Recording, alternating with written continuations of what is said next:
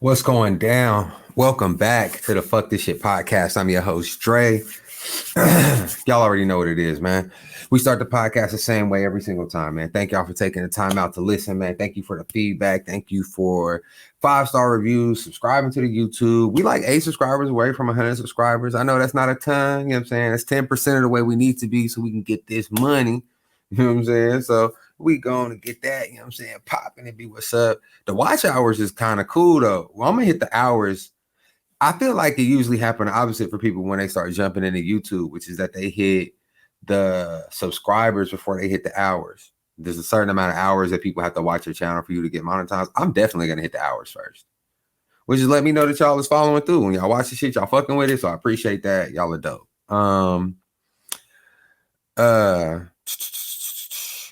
Man, I think that's all we got leading in. Click the link. I can't figure out how to make this link on this motherfucker work. You know what I'm saying? If you watching this, if you listening, y'all's link works just fine. Click the link. You know what I'm saying? Do all the stuff. Otherwise, you can hit us up. You know what I'm saying? Social media is all that. But definitely make sure you subscribe to this thing. Make sure you like the video. Make sure you comment all of that. Yeah, I don't remember what was I gonna tell y'all. I had a story for y'all. I had something for you. I thought I said, oh, I remember. We got one today. I know we don't always have real nigga story time, but today we do. So, you know, I was thinking sports is coming back up. It was making me think back to my time playing sports. I think I might have said to y'all before, I'm tall. So, you know, I sit down, y'all, even if you can see me on the podcast, once I be sitting down, I'm like 6'4". I'm tall. But I ain't that good at sports. I don't hoop like that. I don't do whatever. You know what I'm saying? I didn't follow through the way I should have. I started playing basketball in 3rd grade. I stopped playing basketball in 6th grade. 6th grade is my last year playing basketball. 3rd grade is my 1st grade. So other than that, I just played with the homies, you know what I'm saying? Going to the wire, whatever. I like basketball. I really like basketball, actually. And I don't want to make it to seem like some motherfuckers like can't play basketball. I can play basketball. I know how to play basketball, but I don't hoop. Hoopers understand. Y'all who don't hoop, y'all won't really get it. But those who do, the best way I could explain it to you if you don't hoop is when I'm in really good physical shape, I can play a game of basketball if 60% of the people on the court hoop for real. Like if they like hoopers, they not like, you know, they hoop at the level that we exist in. They not, oh, I low-key play overseas. I'm just here visiting. They not, oh, I'm probably gonna go D1 or D2. If you know, it's like 1 or 2 D2 players out there, and then just some guys who can play basketball. You know what I'm saying? I'm out there and I'm in good shape. I'm good. When I'm in bad shape right now, my lungs is probably not right. I'm not even going out there. My job had a little league or whatever. They like, oh, Dre, you tall? You go hoop with us or whatever? I'm like, oh, no, I can't. See, I got to work and I got all these other things going on because I'm not about to do is go out here and embarrass myself in front of all of these people for no reason. I don't have no points to prove. I'm good. I'm really good at my job. They see me at my job. They're like, oh, you're really good at this. I'm like, yeah, I'm like that. So I want to stay like that. If I go hoop with y'all right now with the way my lungs are, I'm gonna be like something else. I'm gonna be trash. I'm not fucking with that. So anyway, I was thinking back to when I was younger, and I kind of told the story backwards because I was gonna fast forward to what I just told y'all about, but it don't even matter because I was thinking back to when I was younger. I'm playing basketball and I'm finally starting to get my little confidence or whatever. And, you know, and I may have told y'all this at some point before, you know, don't mind me if you hear it twice. You know, my best friend, you know what I'm saying, still one of my best friends, you know what I'm saying, now, whatever, Kobe or whatever, I used to live next door to Kobe. He the one who started getting me to playing basketball, all this other stuff, whatever. So that's who I play basketball with all the time. And Kobe's like one of the best players on the team, if not the best player on the team. So I'm not afraid of competition in a way. I still have this weird anxiety thing that I'm still working out as an adult, right? I didn't realize why in certain situations I feel one way, in other situations I feel like it's the same abilities that I have in one room. You put me in a different room and I'm just completely unable to produce at that same level. That's how I was when I was young. I'm not like that no more, but because I know what it is now. I didn't understand why it was so easy when I'm outside. It's just me and Kobe. I'm playing as hard as I could play. I'm doing all this stuff or whatever. And even though I'm still not great at basketball, my confidence level is way, way up here. But when we play in front of people I don't know, I'm scared to do stuff. And I'm nervous out here playing basketball, like literally feeling like I've never touched a basketball before. And obviously, as I got older, I realized, oh, you have anxiety, specifically like social anxiety in a large setting of strangers. I'm good in one-on-one personal interactions. If I'm in a group of 10 people, I'm fine. If I know any other people, I'm good. If I know one person and I'm in a life-like situation where you can only interact with the amount of people who could conceivably talk to you at once, I'm fine. The moment you put me in front of people on some sort of stage of any kind, messes me up. So anyway, point is, even though I'm not that good at basketball, Kobe done got me feeling like I'm in my bag. Come to basketball practice, and Kobe's a guard. I'm not a guard. I have no guard skills. I told y'all I've not played basketball at all. Can't dribble. You know what I'm saying? All of this. So we're going through practice or whatever. And for whatever reason, I decided that I wanted to know why I couldn't bring the ball up. Like Kobe bring the ball up every time. Like y'all act like this nigga Kobe is just God. I want to bring the ball up. Coach say, don't worry about it. Yeah, go ahead. You can bring the ball up. Pass it into your boy. Coming down. Bow. Niggas rip me before I even get to half court. They're like, no, run it back. I'm like, no, wait. Come down again. Bow. Rip before I even get. Bro, I'm over here embarrassed in front of everybody. Like, no. And I'm feeling like, for real, I'm feeling like my nigga Westbrook. And y'all know I love Russ. Favorite player. I'm feeling like Russ was feeling last year. I'm like, no, y'all don't understand, because I knew I got a bag and I thought I brought my bag. And then the way they treated me right now is like I'm bagless, as though I don't have any of the skills that when see Kobe could do it, and I'm not scared of Kobe, which means that I've whatever, you know what I'm saying? And what's fucked up is the real nigga in the story is the coach, because he just had to let me learn the hard way. Sometimes that's how you got to teach people stuff. Sometimes people have to learn that way. And I feel like maybe in that moment I was one of them kids. I couldn't really think of a specific real nigga story time for y'all, but I just thought, fuck it. You know what I'm saying? Let's talk about nigga shortcomings a little bit. You know what I'm saying? I was trying though, y'all. I was trying out there. Anyway, man.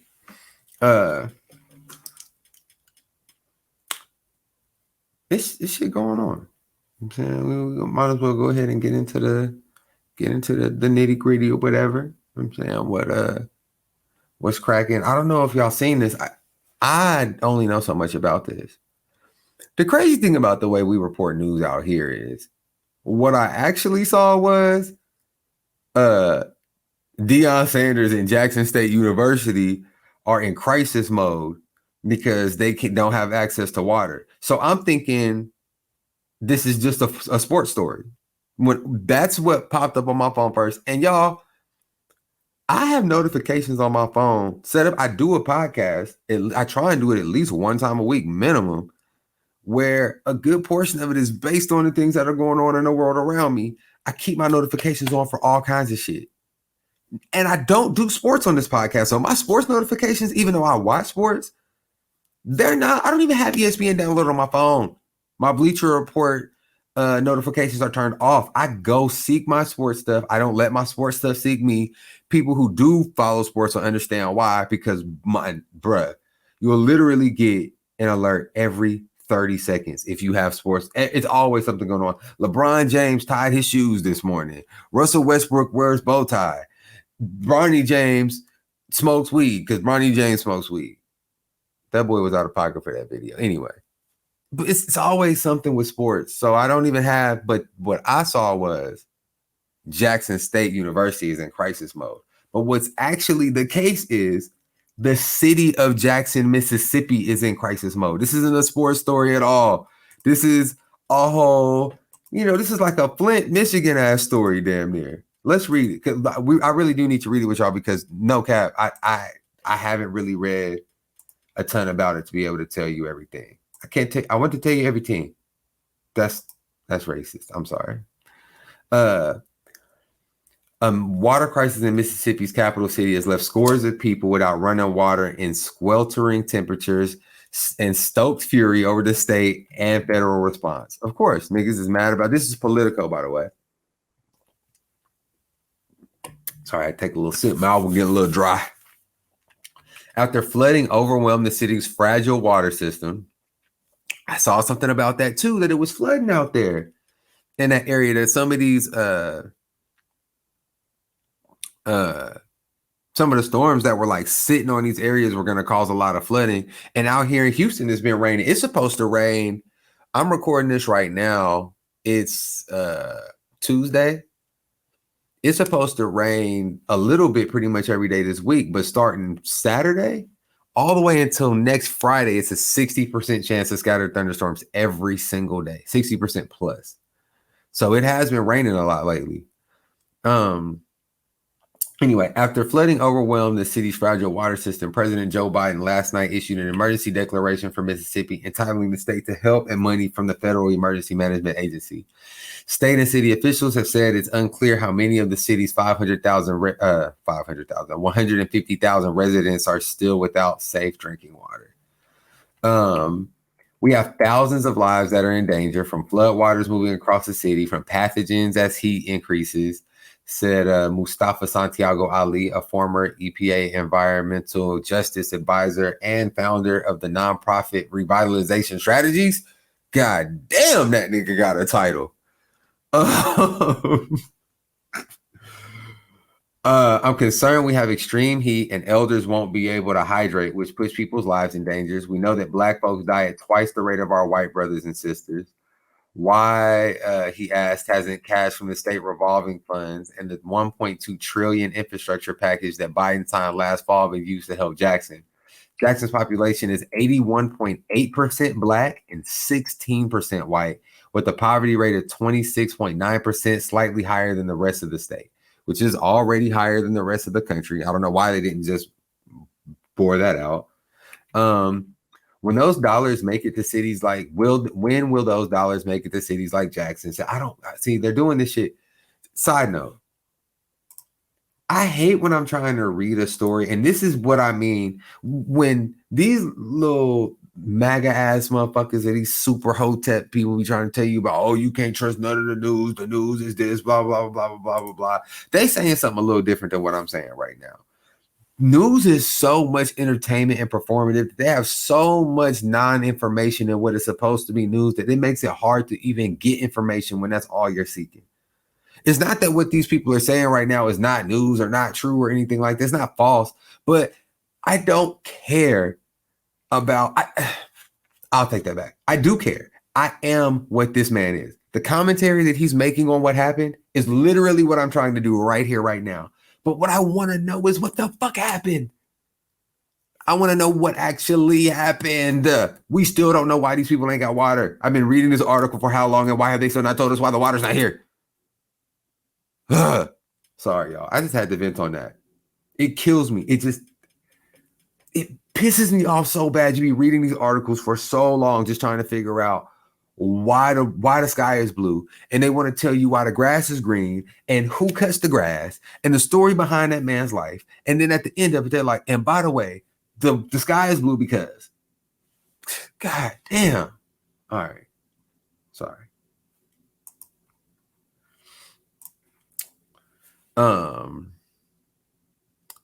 When will those dollars make it to cities like Jackson, said Ali. Now an executive this thing got another, bruh, he got another title. Now, an executive vice president at the National Wildlife Federation. This nigga got a lot of jobs, bro. This is really Kevin Gates. He's the wait. Ali now I'm over here doing it. Ali is the former EPA Environmental Justice Advisor. He's the founder of the nonprofit revitalization strategies, and he's the vice president at the National Wildlife Federation. I mean, listen, if they gonna let a nigga talk all over this article without really telling us what's going on, at least they picked the nigga who got the credentials, because what this nigga gonna do is apply. Anyway, and what's the long-term plan to address the needs the climate crisis is going to place on these systems? And what's the long-term plan to address the needs the climate crisis is going to place on these systems? Scientists warn that climate change will intensify water problems as extreme weather brings more frequent and intense floods and droughts. Biden's approval of Biden's approval of an emergency declaration authorizes FEMA to coordinate all disaster relief efforts and to provide equipment and resources, which can include emergency relief supplies such as bottled water and the muscle to distribute it. So they got the government quick to send niggas bottles of water. And I know in a world where there's no drinking water, bottled water is all you can send. But when you think back to all the crises that we've had, especially the ones that have been driven by national disasters, at least Trump put a little bit of flair on it with the jump shot of the paper towels. Something a little new, because all they do is pull up with them fucking pallets of water bottles and be like, we got I got that. It's just water. Somebody need to make that a TikTok, nigga. The fucking federal government, anytime you need resources, nigga, what you got for me is the emergency declaration enables FEMA to assign other federal agencies, including the military, to perform emergency functions that state and local governments cannot handle. FEMA and other agencies can provide technical assistance to review and assess the water facility. A FEMA coordinating officer is expected to be on site today at the Mississippi Emergency Operation Control Center in Pearl, Mississippi, to coordinate federal help. Pearl sounds like a Mississippi-ass place. FEMA will also pay 75% of the cost Mississippi and its localities incur in providing emergency protective measures over the next 90 days to respond to the water crisis. A federal emergency declaration is often used to help states respond to crises that do not involve natural disasters, such as hurricanes that cause extensive property damage. One thing about how the federal government issues resources in a lot of these instances that's crazy to me, or not necessarily crazy, that's just telling to me, is people say FEMA don't do shit. But when you really read into a lot of the things that the federal government does in this situation, it allows states to better deal with whatever it is they have going on, because they take on a lot of the financial burden of it. But if your state's not already in position to handle what happens, the fact that FEMA's willing to give them money doesn't really do shit. FEMA's like, yeah, like, we'll cover 75% of your operations costs to take care of this. And your state's looking at FEMA saying, okay, about those operations. Oh, who exactly we operating on? You know what I'm saying? So that's why this shit be so fucked up. A lot of these states don't really know what the fuck they doing, and they don't know how to utilize the resources. I'll say that I don't want to blame it on Republican-led states, because I absolutely have not done the research to bear this out. I only know from what I see, and a lot of stuff happens in the South on the Southern coast, and all those are Republican-led states. So I don't want to project and say that Democratic-led states use the federal resources better, and that's why their cities and, you know what I'm saying, whatever places handle the natural disasters better, because that really is just me saying that. So I ain't even going, I said it just now, but I don't even want to do it in that weird qualified way that some people do when they're saying, I'm just asking the question. Like, no, I'm not. I literally made that statement up based 100% of my own personal biases and only the things that I already saw, without seeking any additional information to confirm or deny what I thought. It's literally useless. But I don't clip or edit the podcast, so you go get it anyway. If somebody using that shit as fact saying I said it, they the dumbest of motherfuckers. Just know that. Anyway, the announcement arrives a day after the Mississippi governor. Oh, by the way, y'all, do we know why the water's off yet? All this reading we done done. Floyd Mayweather would not. Anyway, the announcement arrives a day after Mississippi Governor Tate Reeves issued a state of emergency that activated the Mississippi National Guard. The governor also warned residents at a press conference that a lack of clean water was threatening to critical needs throughout the city, from flushing toilets to fighting fires, and there was no end in sight. Bruh. FEMA Administrator Deanne Criswell spoke to Reeves last night and has been in regular contact with state emergency officials. The disaster was sparked as an extreme rainfall. Here, bruh. Finally, the disaster was sparked as extreme rainfall in Jackson swelled the Pearl River and swamped the city's troubled water treatment plants, causing dangerously low water pressure. Jackson had for years grappled with water system outages, accidents, and equipment failure, problems city's officials have blamed on crumbling infrastructure. Last year, a deep freeze caused an old water line described as fragile. Old water lines described as fragile as peanut brittle to burst, knocking water service offline for weeks. More recently, the city has been on boil water notice since late July after testing uncovered water quality that could cause health problems. Why is this all at the end? This is the story. That's what happened. Because this is the same shit that happens in Texas. This is the same shit that happens in California, actually. If you want to be real about not blaming one person or the other, because I don't know if that's a government failure or whatever. Right? The California wildfires end up getting started because of those fucking power lines. But that's a pre-existing thing that they already know.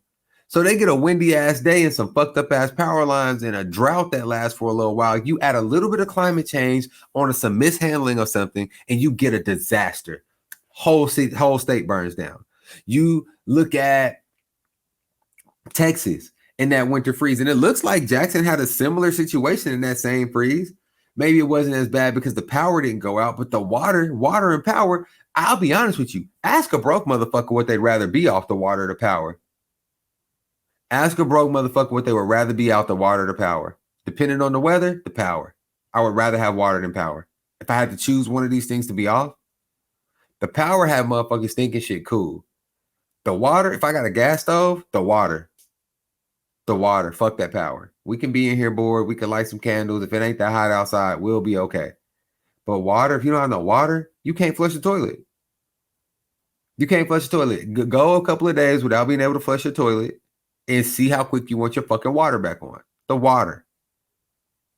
Anyway, I mean, but I don't know. In this situation, it may be a bad parallel because it was freezing outside. So the power. Anyway,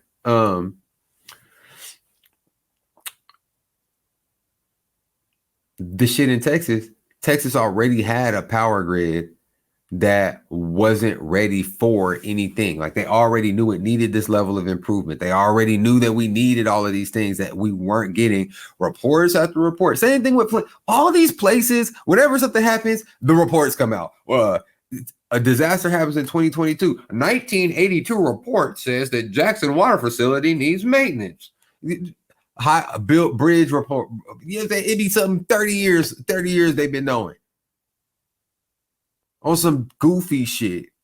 And they just now say when it all falls apart, they're like, oh yeah, we did know about that. The levees in New Orleans bust. They're like, oh yeah, we did know. We knew those levees weren't gonna be able to handle nothing too strong. We was just hoping it didn't come in. We God-fearing people out here. We've been praying. The fuck?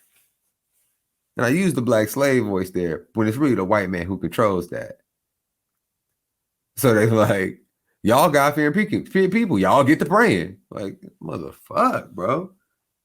So that's what happened in Jackson, Mississippi, and that's why them niggas ain't got no water out there. It's 150,000 people. Is Jackson the capital of Mississippi? Look, niggas gotta Google it.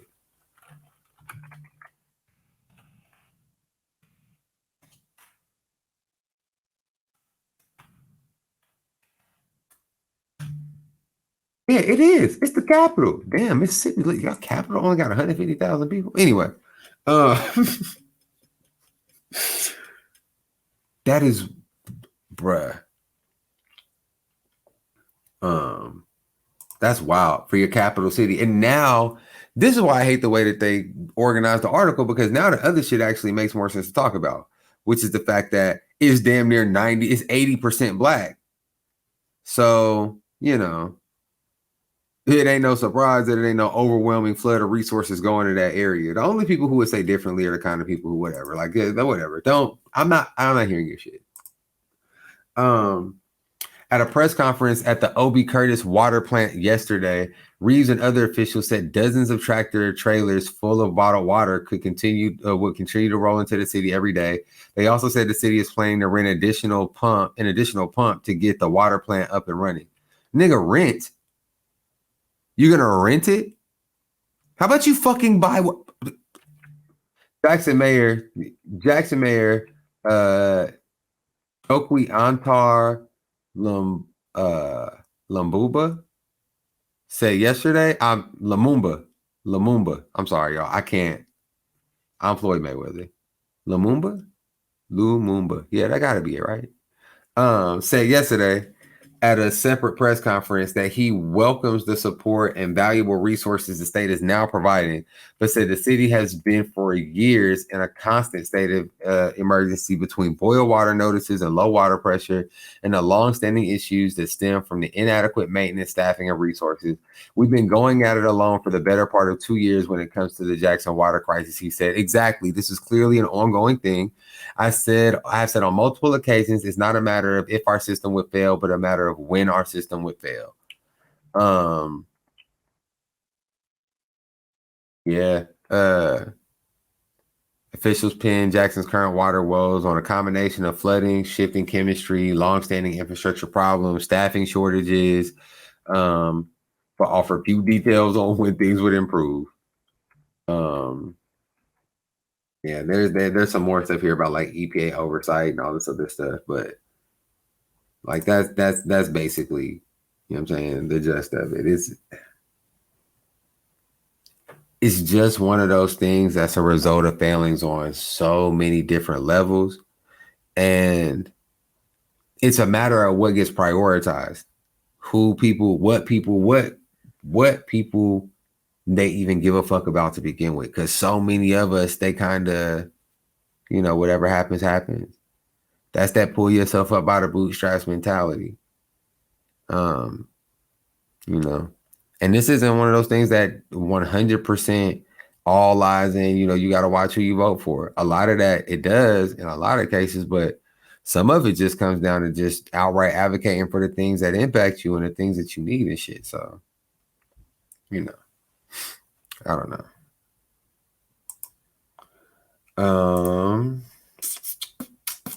What else do we got? What else do we got?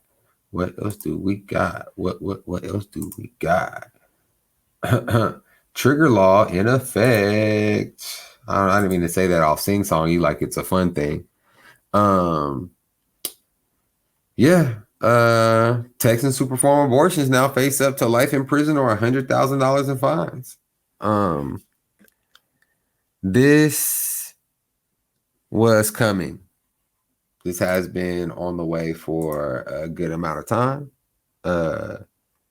Ever since Roe got overturned, when we got the memo before, a lot of these states, Texas, a lot of these southern states had laws that they had already put in effect because they knew that they was about to get Roe overturned. Pretty much from the moment Amy Coney Barrett got appointed to the Supreme Court, they knew they was getting Roe overturned. So they already been working on the things to kind of build the infrastructure for it to exist. Not for it to exist, but like for their vision of the world post Roe to exist. Should I be more clear? So they've already had all these laws on the books or whatever, and as soon as it actually was repealed or whatever, they immediately go into effect at a certain time, and that was a few days ago. That's what they refer to when they saying trigger laws. I don't know why I'm stuttering right now, as though I have a stutter, but whatever. We're gonna rock with it. I'm not ableist, so if I do stutter, now y'all listen to my podcast, you're pretty much a piece of shit who doesn't care about people. So support. Anyway, performing an abortion is now is now felony punishable by up to life in prison in Texas after the state's trigger law, which has only narrow expectations to save the life of a pregnant Bruh, yo, I cannot read. Performing an abortion is now a felony punishable by up to life in prison in Texas after the state's trigger law, which has only narrow exceptions to save the life of a pregnant patient, went into effect Thursday. The law was triggered when the Supreme Court issued its judgment in Dobbs versus Jackson, the case that overturned Roe v. Wade and allowed states to set their own laws about abortions. Abortion clinics across Texas had already stopped performing the procedure, fearing prosecution under state laws that were on the books before Roe v. Wade. I remember that. Now. I don't know if y'all do. When that memo first leaked, it was before the memo leaked. It was when Texas first started pushing for their abortion bans and like had the punishments associated with them.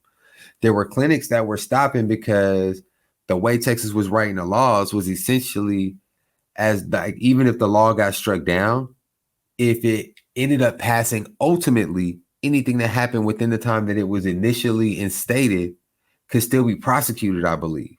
And that's, I'm not going to go back and find that because it's going to be hard to find, but I'm pretty confident about that one. I don't think I'm giving you no misinformation on that. I think that's exactly how that played. So I think that's what they're talking about when they say a lot of people have already stopped providing the procedure because they already knew that this could happen.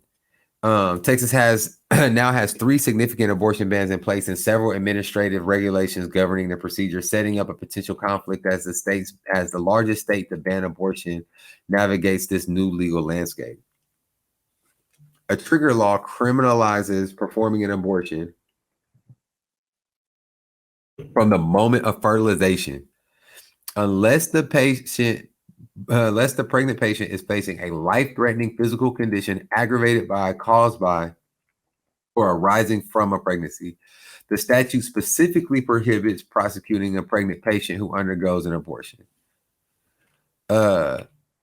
Violations of the law are punishable by up to life in prison. The statute also says that the Attorney General shall seek the civil penalty of not less than $100,000 plus attorney's fees. The Texas District Court and County Attorneys Association has raised concerns about this language. If this sends up a double jeopardy red flag for you, congratulations. A memo on the group's website reads, citing a 1994 case where the Supreme Court ruled that a defendant who is convicted and punished for a criminal offense cannot also have a non-remedial civil penalty imposed against them. Similarly, if a defendant pays a civil fine, they cannot be criminally prosecuted for the same offense. By requiring the Office of the Attorney General to pursue a minimum 6-figure penalty for the same conduct that potentially incurs a felony sentence of imprisonment and a criminal fine, the memo reads, the legislator has created a legal framework that could prevent a criminal conviction for certain violations of the new anti-abortion trigger law crime if any of these civil fines are collected by the OAG. Charles Rocky Rhodes, a law professor at the South Texas College of Law, says it's not yet clear whether the $100,000 penalty will foreclose a criminal prosecution. I might try that defense if I were representing somebody, but I don't think there's a clear slam dunk there. Okay, all of that I just read is like lawyer bullshit for y'all are trying to do some stuff that's technically illegal on a bunch of different levels. So we think that we could, but we all know how courtrooms and shit work. And we in a conservative place with all these conservative ass judges. It's going to depend on what judge you're in front of. If you're in front of a judge that's not a dickhead, then maybe he'll say, yeah, that's true. But most of these people are, no, bruh, no, it's not going to play like that. I don't believe that. It's going to be motherfuckers who facing life and 100. That's wild. So you could just ruin a motherfucker over some shit like that. And I guess the argument is, is murder because it's a life. But I mean, from conception, bro, that's fucking wild. These motherfuckers have no. They're just so trash, bro. The civil fine, though, may prove to be an important piece of enforcement as more prosecutors come out publicly in opposition to the criminal laws. Several major cities are considering or have passed measures that prohibit the use of local funds to investigate or prosecute abortion-related crimes. And the district attorneys in 5 large counties, Bexar, Dallas, Fort Bend, shout out to Fort Bend County, Nueces, and Travis, have said they won't bring criminal charges in these cases. Already, conservative lawmakers have said they intend to propose legislation to allow prosecutors to bring abortion cases outside their own jurisdiction if a different local district attorney won't. This is that district attorney that got suspended by DeSantis. That's suing DeSantis. This is exactly what happened. He said that he wouldn't uphold. I think his was initially the laws against transgender kids in school, some shit like that. Or no, maybe it was the parents giving their kids transgender care, something like that. And then I think it ended up being this too. And DeSantis got his ass up out of there. He's like, "Oh, we'll suspend him." So don't be surprised if you see that move from Abbott, because DeSantis is the guy for the Republicans. He is their guy. They think that he is the future, and that's crazy to me because he's the devil. But anyway, any fucking way. Let's see. That's never been done in Texas, but the legislature probably can at least start that ball rolling. Then you've got prosecutors with conflicting opinions about the same set of facts, and you really got a zoo. That's crazy. They're literally talking about having people just all over the state on some. You talking about the prosecutor from, and you know it's going to be these assholes from these little ass counties that represent. Can you imagine that? You live in Fort Bend County. We got fucking a million people here. And maybe it ain't a million people. It's a lot of motherfucking people. Look, y'all know me. Y'all know I like to stop the podcast to Google some shit.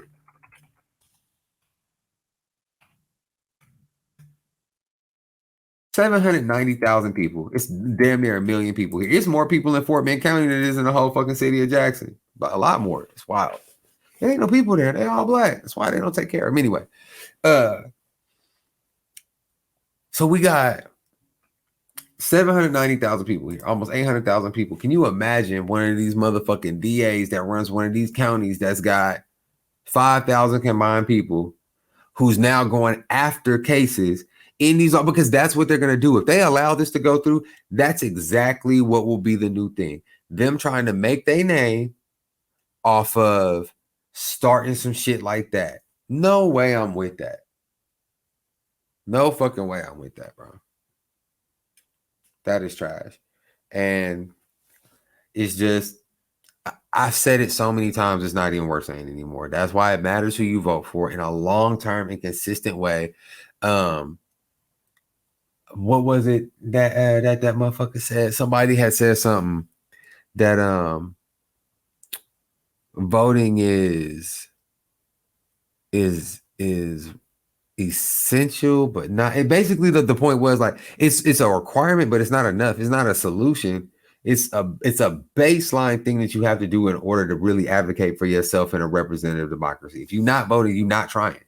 It don't matter what the other stuff you're doing is. If you don't go out there and literally fucking protest out here where these police will fucking fuck around and murder you indiscriminate on some we thought she had a gun shit, but you won't go vote on a Thursday, on a Tuesday, whatever the fuck it is. That's wild. This thing I don't even know. You're not trying. You're not doing I won't say you're not trying. You're not putting yourself in the best position to get what you want. You know what I'm saying? I guess it's a part of it. I don't think people should stop protesting at all. I love that. I don't give a fuck. Burn down all the targets. It make it easier to get people to do stuff because they don't want their targets burned down. I'm with all of it, but also it would be more effective if you would also vote, because it's the people who got voted in who we trying to get to make decisions based on the fact that we don't want people burning down targets. And you see what I'm saying? It all goes in. But anyway, whatever.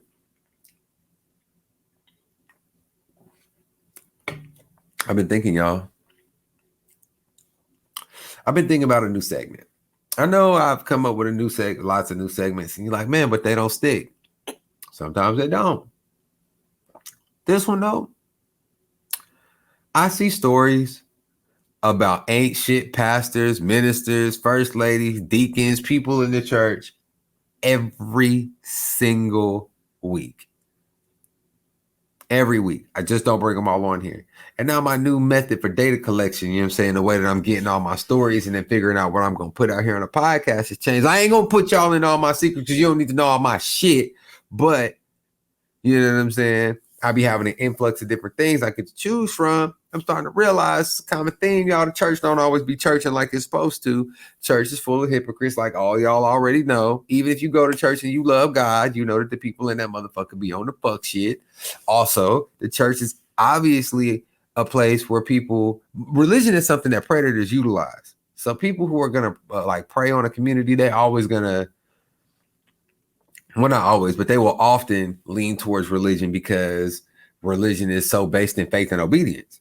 So obviously, you know what I'm saying? If you want to get people to just do what the fuck you want them to do without really critically thinking about what that means to them or the people they love, you will go into that business. So I don't know what we're going to call the segment yet. But maybe that's going to be you know what? That's going to be the motherfucking. Yeah. That's the question on the feedback. Yeah, y'all got to check it on the Spotify because then y'all can leave feedback and ask questions. And I haven't done an episode with no feedback from y'all in a while. I'm going to do one real soon. So if you had anything you wanted to add to anything, you wanted to participate in some of this shit, now's the time, baby. If you want to leave a 5-star review somewhere, now would be the time to do that. You know what I'm saying? If you want to go fuck with the YouTube videos, I'm not going to respond to every comment.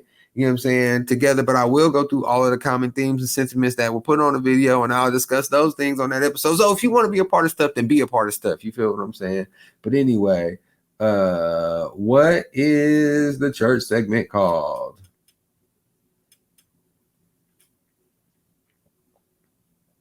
All right, bet. Sorry, y'all. I had to make a little note. That's what the feedback question is going to be on the Spotify. You know what I'm saying? So check that out. Anyway, since we don't have a name for the segment yet, there's no reason for me to take any more time before we jump right into it. Let's get to the very first story. You know what I'm saying? Share tab. Mega church pastor steps down after messages with a woman crossed the line. Oh, man. You know he's singing that song. Our God is an awesome God. He reigns. Yeah, that's him. I told you I went to white church. I know they songs. Y'all be singing a black. Y'all. It's nothing worse than being a black person, especially a nigga like me who love nigga shit. You know what I'm saying? I love being a nigga and all the stuff that niggatry has given me. You feel what I'm saying? But I went to white church, and when black folks be making reference to church and then they start singing the songs and everybody starts singing, I don't know the songs, y'all. I didn't grow up in black church. I don't know the songs. So I just be sitting there trying to catch the, you know what I'm saying? And then I just, you know, like when you listen to a new song and you like, oh, they said ride. Oh, next line. God, that BB. You know what I'm saying? I don't be knowing the words to the black church songs, and it makes me feel like a bad black person. But anyway, Matt Chandler, he's white. Obviously, I showed you the picture. I mean, we're not guessing whether he's white or not, but I mean, Matt Chandler, it's a white name. The lead pastor at Village Church in Flower Mound, Texas, appeared to fight back tears as he told his congregation on his congratulations. I'm Floyd Mayweather. As he told his congregation on Sunday that he was taking a leave of absence. A move prompted by what his church's leaders saw as inappropriate messages between him and a woman who was not his wife. The leaders determined the messages were not romantic or sexual, Chandler explained. It was our conversations were unguarded and unwise. Chandler and the church officials went into scant detail about the nature of the messages. He said both his wife and the husband of the woman he was messaging knew about their communications, but church leaders thought the messaging was too frequent, familiar, and resulted in coarse and foolish joking. The pastor said the messages were called into question several months ago when a friend of the woman approached him and voiced her concerns. Chandler, 48, said he brought the concerns to a fellow church leaders who reviewed the messages and recommended he step aside. Chandler's abrupt departure is the latest setback for the Village Church, about 30 minutes northwest of Dallas, and the Southern Baptist Convention denomination, the country's second largest faith group, of which Village Church is a member. Earlier this month, the SBC revealed that the Justice Department was investigating several branches of its organization. The probe found the release of an internal report that found SBC leaders mishandled sexual abuse claims for 2 decades. We talked about that. Also, this month, Village Church announced that it has settled a lawsuit alleging one of its ministers molested an 11-year-old, and the church was negligent in handling the situation. The criminal case against the minister was dismissed. The church maintained that it committed no wrong. While the church was vague about the details of Chandler's misconduct, officials made it clear that its lead pastor was not accused of sexual abuse. Oh my God. I just picked this article based on the title. I was going to make jokes about him being in big booty Instagram models' DMs. I was going to ask y'all if y'all thought that he had tried to hit up the real cat eyes. Shout out to the OG podcast niggas, because y'all know why that's funny. You know what I'm saying? We was going to tell all kinds of jokes about this man being this old white man trying to get up in some DRBBL booty. You know what I'm saying? I was gonna talk about this man walking in to build a body with this girl, buying her some booty, you know what I'm saying, on the low, so he could get him some cutty while Mary is watching they 7 kids back on the white plantation, because not the plantation, the prairie, because that's where them white pastors be living. They be having them weird families with the kids with the long dresses, and they all match, and for some reason they only have girls, and if they do have a boy, the boy's weird, and all it's just all kinds of stuff going on. That's what this was supposed to be about. Y'all mean to tell me y'all just settled the case because one of your ministers molested an 11-year-old over the guys that this just show you how crazy things are. Because this is a church, they got so much pull. They didn't got, this is what happened. A minister at their church fucked a kid. They got that moved all the way from someone fucked a kid to no one's in trouble. We mishandled the information that we had, but did no wrong. We'll give you a little check. Guarantee you there's an NDA associated with that. So that kid is not even allowed to tell you about what happened. That family is not even allowed to tell you about what happened. And it's all good. But y'all firing my man Matt because he got a little side thing. And the wife and the husband know. They probably swingers. They probably all fucking. Shit. Oh, this the kind of shit that low-key make me mad. This is why I say it's always something with the church. They always on some shit. It be people within the church is, it's all of it is bullshit. And that's why I'm telling y'all, this segment gonna stick. There's always something with these motherfuckers. Always. While the church was vague about the details of Chandler's misconduct, they made it clear. How are you in a position where you got such a bad name for your church that when you fire it, you got to be like, but just so you know, he ain't fuck no kids. Because I know that that's the word going on, that we fired niggas for fucking kids, but we didn't say we fired that other dude. We paid a settlement on his behalf. He may still be working here. There's an NDA. We not even, these motherfuckers not even allowed to tell you who the fuck he is. He probably still there. Or at another church, fucking somebody else's kids, bro. Fuck these people.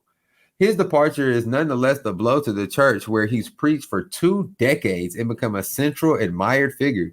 The church's attendance is around 4,500 people. Oh my God. Chandler will pause his speaking engagements on behalf of Acts 19 or Acts 29, an organization dedicated to starting new churches. Chandler serves as Act 29's board president and chairman. In the statement, the church said Chandler's leave of absence is both disciplinary and developmental, and his return will be determined by the expectations the elders have laid out for his development. In front of the congregation on Sunday, Chandler explained that several months ago, a woman approached him in the church foyer with concerns about how I was direct messaging on Instagram with a friend of hers. He did not think he had done anything wrong, as his spouse and a woman's spouse were aware of their chats, he said. Yet there were a couple of things that the woman's friend said that were disorienting to me, Chandler said, without detailing the friend's comments. So Chandler brought the issue to a pair of church leaders who, after looking at the Instagram conversations, determined the communications were too frequent and familiar, Chandler said. In a statement, the church said it hired a law firm to review the direct messages along with Chandler's entire social media history, including text messages and emails. The lawyers concluded that the pastor had violated the church's social media policy. They also determined that he failed to meet the church pastor's standard of being above reproach. The leaders found that Chandler's behavior was a sign of unhealth in his life. In this case, while the messages were not romantic or sexual in nature, the frequency and familiarity of the messages crossed the line. The church's statement said they revealed that Matt did not use language appropriate for a pastor and that he did not model the behavior we expect for him. Oh, so that nigga was in here cussing and talking about titties with some girl that he knew from the church. He wasn't even trying to get no cutty. Oh, I bet they was some MAGA shits too. I bet it was. I bet it was some racist shit in there. They wouldn't tell us. See, y'all know this is how your bias impacts what you think about people, because nothing in that article said that. But Matt Chandler, Southern Baptist Convention, church in Flower Mound, north of Texas, 4,500 people go there, mostly white. Gotta be Republicans, Trumpers. Trump, racist, racism, racist jokes, inappropriate thing to get you above reproach, something that can't get you in trouble. You can't be doing no cancelable shit while you work for us. He wasn't trying to fuck. He was saying nigger. They caught him saying nigger. That girl's friend was like, he says nigger a lot. It's weird for a pastor. They told the elders, they were like, whoa, fam. Y'all know we say it too, but not on social media. You could get caught up for this. We got to discipline you. That way, if this ever comes out, he's going to be back there, pastor. That's my call on it, y'all. I'm putting it on wax. If Matt Chandler ever comes back up in the news, he gets hired back as a pastor, and they're like, this is what he did, nigger in the chat. That's what I'm saying. He said nigger.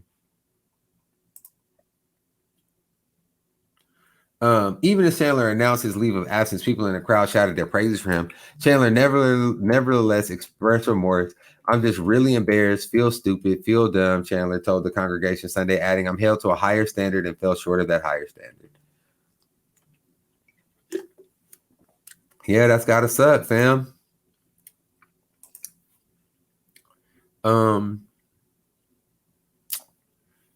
It's gotta suck, man. Sorry, bro. I'm not sorry if I'm right, though, because if you out here saying nigga like I think you was, you get what you get and you don't throw a fit, motherfucker. They already covering up for you so you can still get hired by some other church. And when they ask you what you said, you can be like, oh, it was just a couple of jokes about how Obama's a monkey. Like, man, get the fuck out. But I don't want y'all to feel like because I went to white church, I only got smoke for white church. That's not true, because these niggas be tripping too. And this is, as y'all know, I always got some Ohio smoke. I always got some smoke for Ohio. Akron Beacon Journal reports.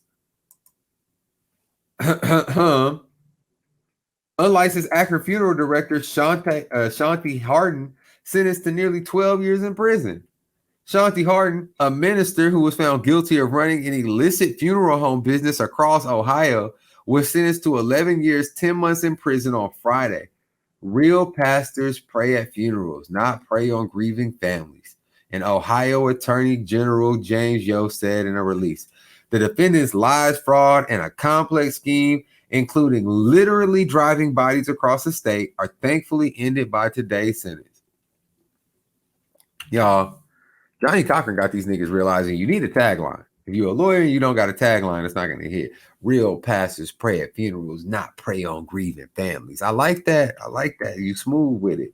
Harden's attorney, Richard M. Kerger, said the sentence was far less than the 45 years his client could have received. He said there's some provisional factors in the sentence that mean Harden could spend 10 years, 5 months in prison. Fam, that's when you know the nigga you representing was guilty as fuck.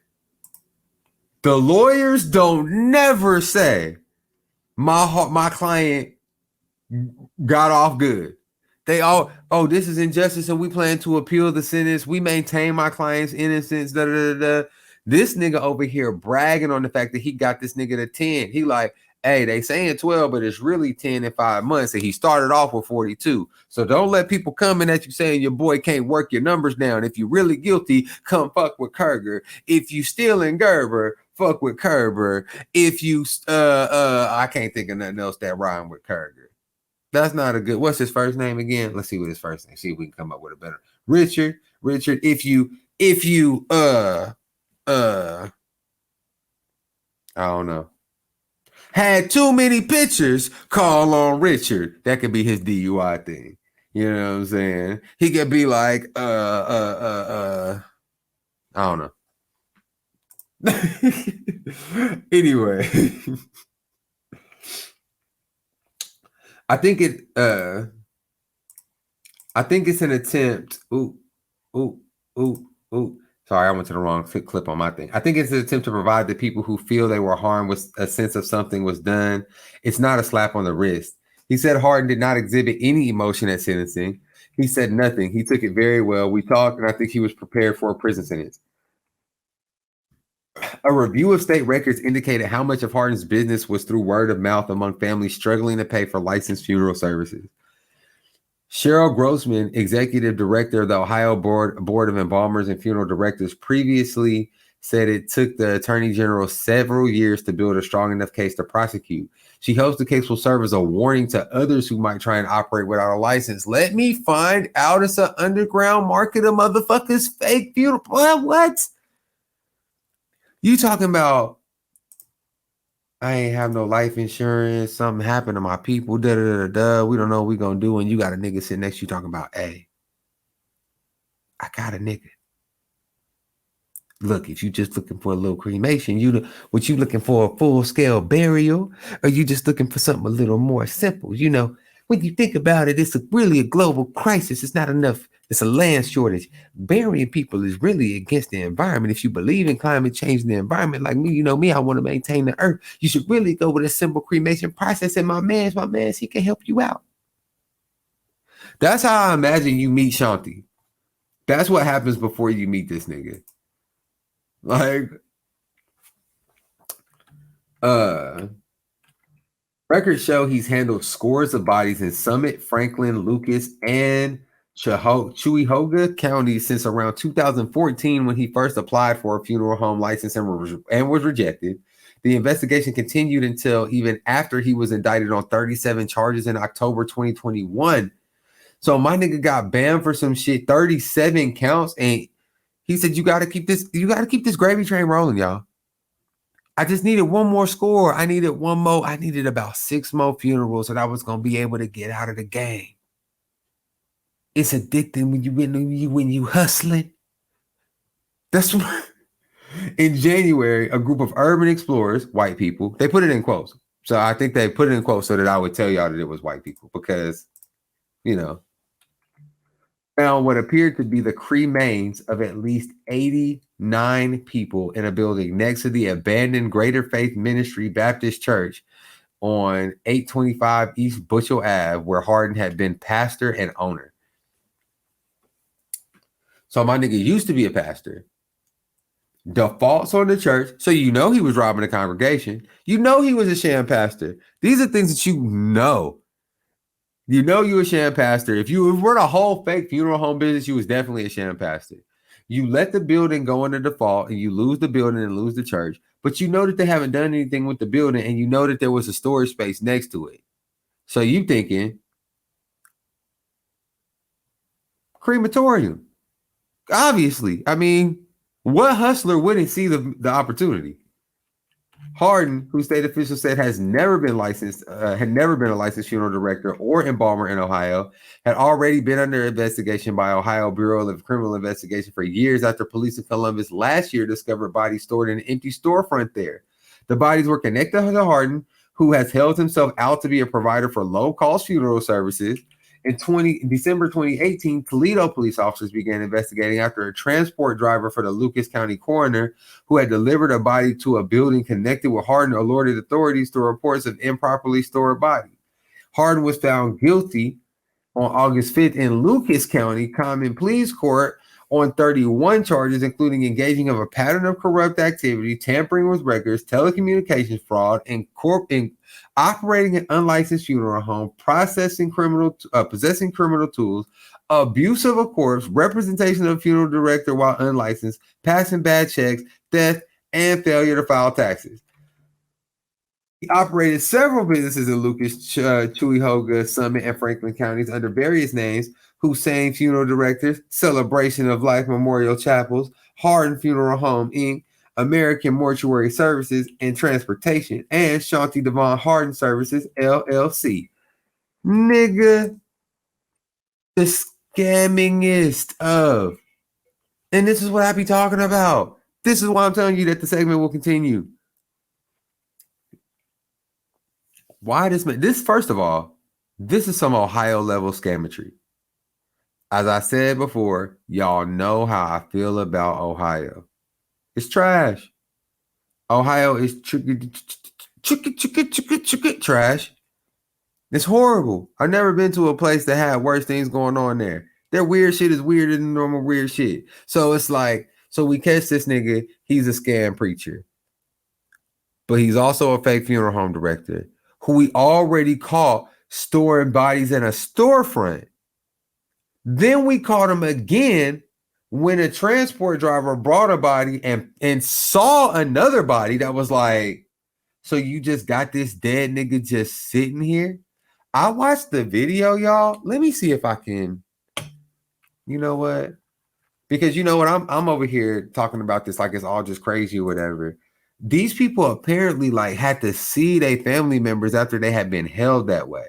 Let me see if I can find it. Akron.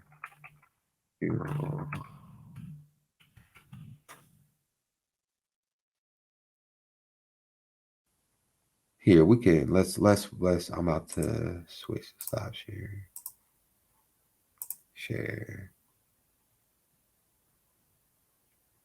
screen, Chrome tab, boom. Yeah, we about to play this story. I know I already talked about it, but we about to play the whole story. All new tonight at 11, an update to a case against Shante Hardin. Sources telling our affiliate WKYC that law enforcement found cremated remains of more than 90 people, including 12 kids, inside boxes being stored inside this abandoned church. The Ohio Bureau of Criminal Investigation says a search warrant was executed there yesterday, but would not say what was found. Now, I've been following claims against Shante Hardin for several years now, well before he was formally indicted on 44 charges out of Lucas County late last year. Those charges against him range from abuse of a corpse to representing as a funeral director while unlicensed. Since September, when Columbus police found 2 bodies inside of a storefront, we've uncovered several layers to the mounting claims against Hardin involving grieving families and dead bodies. Hardin has maintained his innocence, denying claims that he was running an illegal funeral home. He has pleaded not guilty to all the charges against him and currently on house arrest. His trial is scheduled to begin on February 7th. To see all of our past stories. So that was in January that story came out. This was a while ago. That's crazy. He said that they was in boxes and shit. That's why I was trying to find, I haven't seen the video, so I'm not going to keep going through a bunch of videos trying to find it. While I was watching the original thing, I saw was a video of the people talking in court when after it happened. And it was like talking about how they found their family members and they was green and foaming at the mouth and shit like that. Like the corpses, like it was a woman talking about how she'll never be able to see her son the way he was. All she'll ever be able to think about what she thinks of her son is that moment.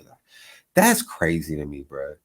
That is so garbage. And it's just, for real, I don't want people to think that I got this segment because I got some vendetta against the church, because I don't.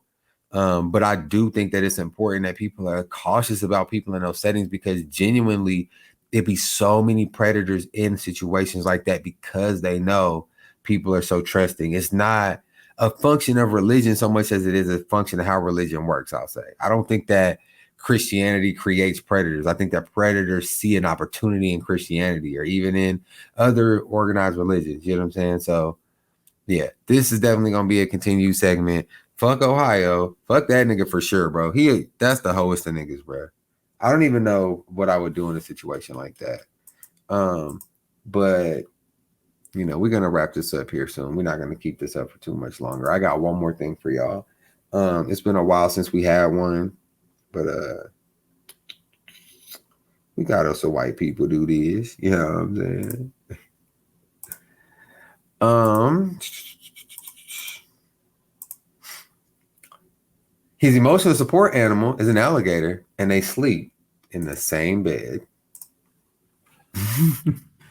That's all I had to tell you. You knew this was a white man. Joseph Henney's emotional support animal, Alligator, goes with him almost everywhere, from the grocery store to walks in the park. They hug each other and they sleep in the same bed. Alligator is an alligator.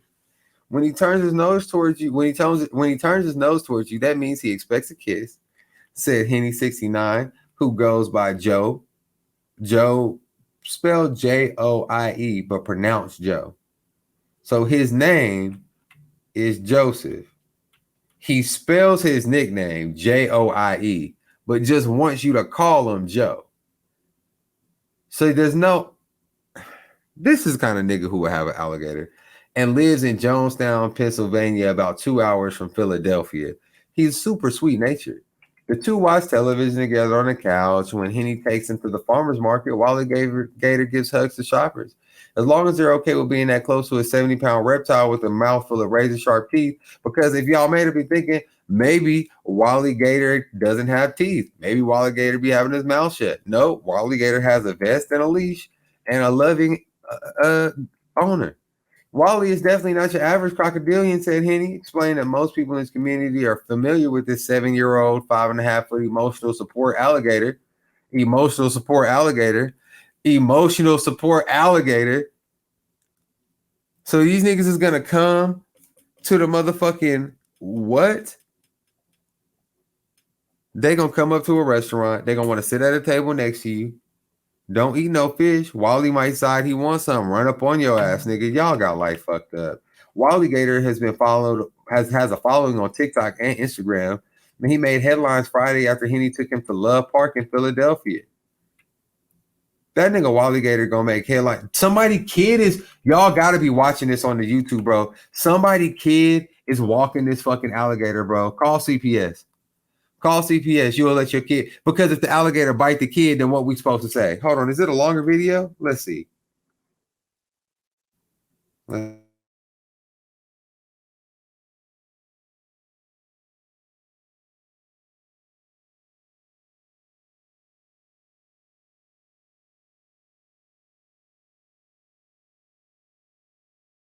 Yeah, y'all. That's fucking crazy. It ain't. Boy, ain't no motherfucking way, boy. Boy, ain't no way, boy. He's a very special gator. I wouldn't recommend that anyone get one, he said. If you don't know what you're doing, you will get bit.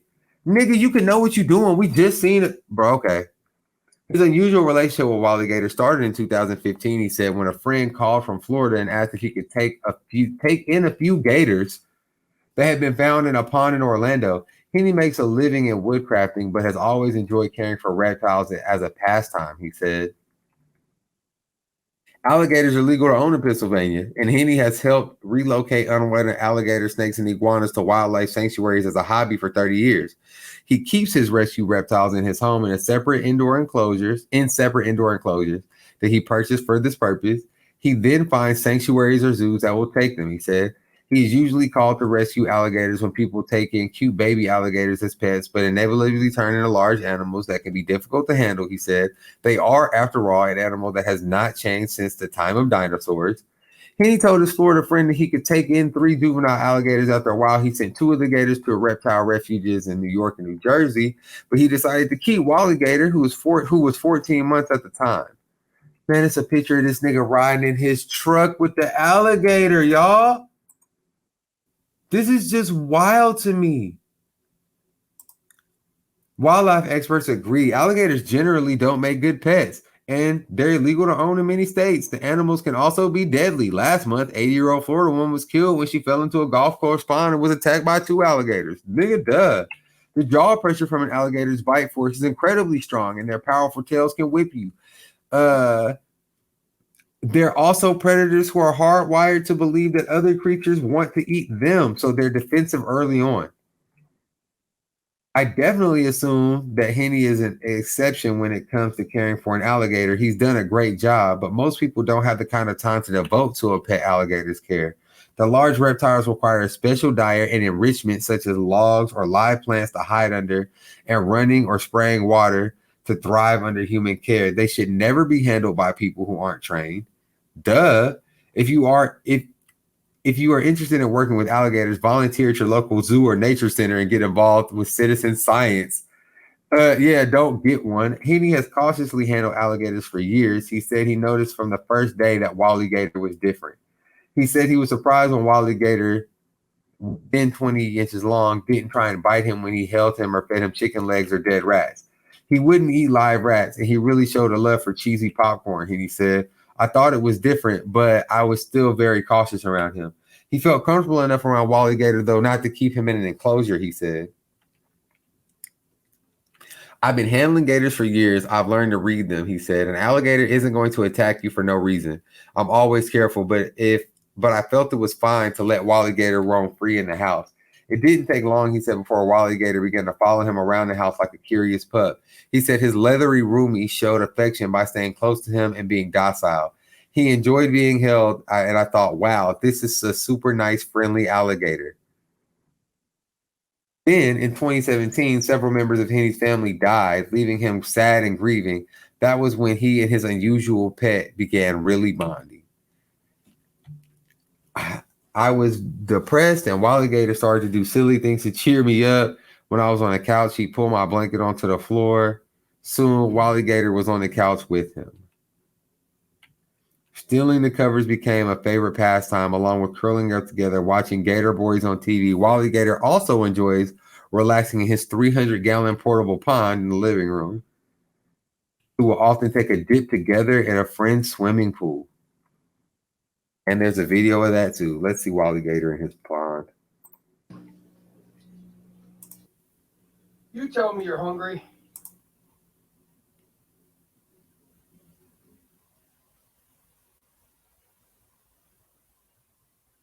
Yeah. Fuck no, bruh. It's just like they just showed him like literally biting the food. No, bruh. Henny said Wally Gator also helped him emotionally as he endured a recent diagnosis of prostate cancer and weeks of radiation treatments. Of course, he took his cold-blooded friend with him. It's no way if I'm your doctor, you could bring your fucking alligator. I don't give a fuck if he makes you feel better. And I'm sorry you have cancer. No. No, nigga. It was several years ago, he said, when he told his doctor how much Wally Gator's antics had greatly helped reduce his depression. He was shocked when one day the physician offered up an idea. What if you were to register Wally Gator as an emotional support animal? I said, are you off your rocker? An alligator is the most feared animal in the world, Henny recalled. But he went home that day with a letter from the doctor stating Wally Gator qualified as an emotional support animal. Oh my God. He filled out the website on the application for the U.S. Service Animals website. Once it was approved, he received a certification along with a harness and a leash.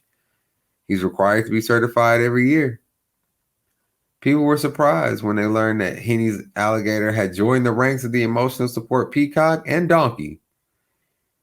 He said he's been known to dress him in a tuxedo and sunglasses and even a hat. I can't even lie to y'all. There's too much more of this article left for me to read. I can't even. Fuck it. No, Henny is going for yet another distinction for Alligator, America's favorite pet and annual contest traditionally for dogs and cats, because we're not going to discriminate against Alligator. There's no way that Alligator gets discriminated against. If you can let these other animals compete, then whatever. This year, the competition was open to include animals of all kinds. The winner receives $10,000, and the final round of voting will be October 27th. Henny now takes his gator to swim parties, football games, school summer camps, educational presentations about reptiles. Alligator does not have to have a harness around his mouth, but he has never bitten anyone. Duh. Everywhere I take him, I always ask permission first. He said that's very important with an alligator. Yeah. He said he would never want to take Alligator on a flight. He rode a bus once. That was enough. Some people are scared of alligators, he added. I wouldn't want to startle anyone. That wasn't a problem with Michael Helfrich, the mayor of York, Pennsylvania. Alligator met him at City Hall earlier this year. Of course, he's white too. Ain't no niggas holding that. Just to be clear, I ain't seen a nary a nigga. I have seen nary a nigga carry this alligator throughout this story. And seniors who live at Spirit Trust Lutheran, the village at Sprinkle Drive, a retirement community in York, are delighted when they see the gator walking down the hall in his bright red animal support vest. Alligator visited several times, and most of the residents are eager to pet him and ask questions. A brave few will request to hold the reptile. They ain't got shit to lose. Hell, they old as hell now. You done lived it up. Alligator is cool to touch, but has the most relaxed personality I've ever seen, said Hannah Tedesco, a life enrichment leader at the center. She invited Henny and his alligator to return to the retirement home November 15th for Steve Irwin Day. Shots to the GOAT. The first time I saw Alligator, I stopped in my tracks, Tedesco said. It's not every day you see an alligator on a leash. Alligator continues to grow and pack on hundreds of pounds. Henny said he eats a couple of chicken legs and rats every 3 days, along with a bag of cheesy popcorn. Henny said it's a safe bet that his pet gator will outlive him, so he has an arrangement with a friend to ensure that Alligator will spend the rest of his days in reptilian comfort. He hopes that Alligator won't have to move soon. During a hot summer, he's nice and cool to sleep with. All I'm thinking about is all the motherfuckers who about to lose their job, including Alligator's daddy. You know what I'm saying? Daddy Joe. All these people, when Alligator bites somebody. When he had one of these swim parties and bite one of these kids at the splash pad, the retirement center, the life enrichment director who thought it was a good idea to let the seniors hold the fucking alligator because now Alligator ain't bit nobody. So now all they saying is, oh, he's so docile. He's never bit anyone. It's so crazy that an alligator can be this blah, blah, blah. But check this out, right? An alligator that only bit a motherfucker one time is still a super docile alligator because he's a motherfucking alligator. Listen, whatever Alligator is doing, don't be trying to criminalize my nigga. Free my nigga Wally when he bites somebody. Free Wally. That's all I'm saying. Nigga, shot. This shit wild, y'all. That's really all I got for the episode today, y'all. I appreciate y'all for fucking with me like always. I'm thinking about launching some new shit, bruh, where I'll let y'all sign up to send me your emails, and I can send you a link where you can actually be a part of these podcasts backstage, and you can participate in a live chat and all that stuff or whatever. It won't be like a Facebook Live or Instagram Live. It'll be literally only the people who have the link who jump in. So y'all can talk to each other. You can talk to me. I won't. If I do decide to go through with it, y'all gotta let me know if you really want me to. If I do decide to do it, when y'all comment live, I probably won't really be interacting with you live. Y'all interact with each other. Y'all comment on the podcast, whatever you want to do. But I'm not gonna interact with you while you interact with me because this motherfucker's already an hour and a half long. We're not doing it. But yeah, I'll let y'all know. Something I just thought about today. O'Neill's on vacation. She got a new job. And she's going to Napa, so we'll have O'Neill back probably, I say 2 weeks at the most. Me and her talking about some other things that we might add on to what we do too. So just be looking forward to that. I think it'll be really dope. I think y'all will really enjoy it. As always, man, y'all be easy, man. It's love as always. I will see y'all in a week or so. Check out the YouTube, subscribe, click the link, follow social medias, all that good stuff. Love y'all as always. Peace.